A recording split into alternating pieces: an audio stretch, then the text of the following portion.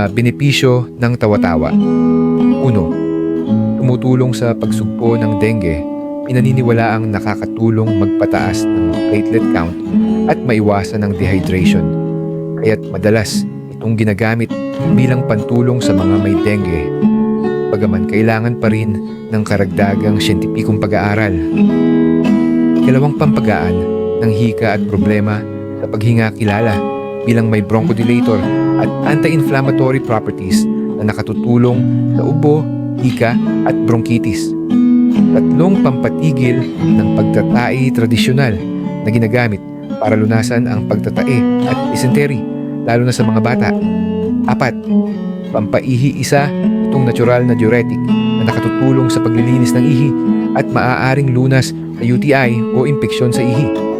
5. Laban sa impeksyon at pamamaga.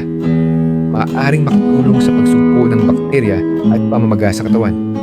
6. Pampagaling ng sugat. Ang dagta o katas nito ay minsang pinapahid sa maliliit na sugat, galos o kagat ng insekto para pabilisin ang paggaling. Pampadami ng gatas ng ina, ginagamit din sa katutubong lunas upang maparami ang gatas ng nagpapasusong ina.